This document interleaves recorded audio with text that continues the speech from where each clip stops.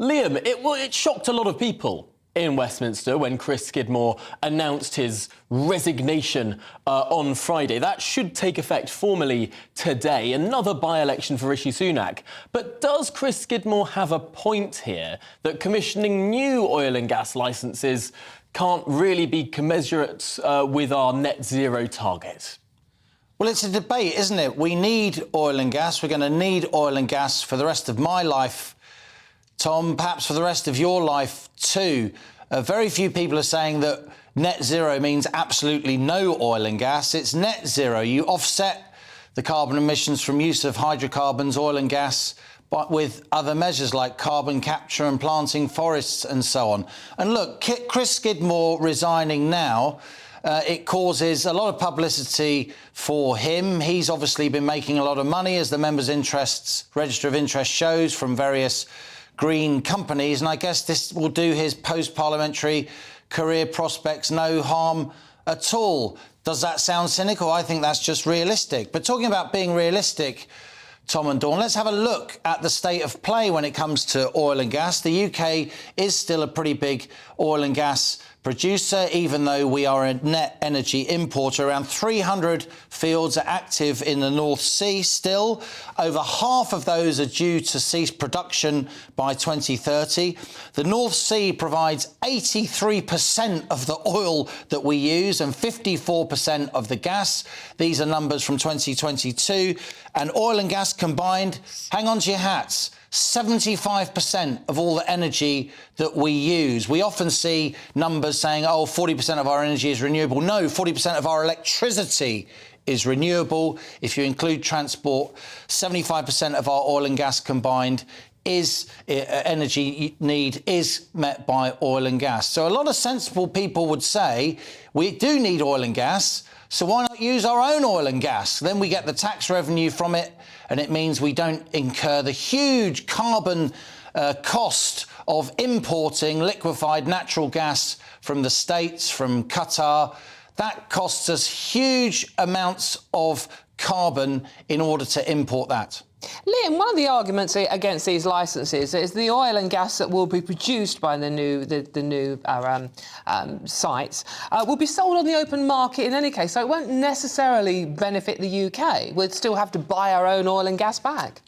Yeah, we will, but it's better to have the oil and gas than to not have the oil and gas, particularly in a world of increasingly fragile energy security. Do we really want to be reliant on other countries for our oil and gas need? We already import a lot of gas from Norway, a pretty friendly country. They send us a Christmas tree every year, of course, that stands in Trafalgar Square because the Allies liberated northern Norway during the Second World War. But do we really want to be reliant on other countries when we can have our own oil and gas? And by the way, it's not just me saying this. Ask the GMB, Britain's third biggest union.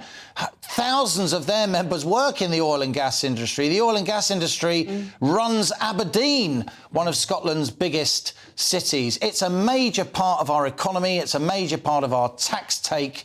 Why, if we're going to use oil and gas anyway, should we not, many supporters of these new licences would say, use our own oil and gas? We get the tax revenue from that, rather than importing oil and gas. As I said, and the Prime Minister's made this point, and he's correct. He's just, correct from the point of view of physics and chemistry, that if you import liquefied natural gas from the US, which we do increasingly, that incurs far, far more carbon emissions because you've got to put the stuff in a tanker that crosses the Atlantic, 3,000 miles, diesel-fuelled tanker. If you are interested in reducing our carbon emissions, given that we're going to need oil and gas, then you might as well use your own oil and gas. So in my view, it's just a view.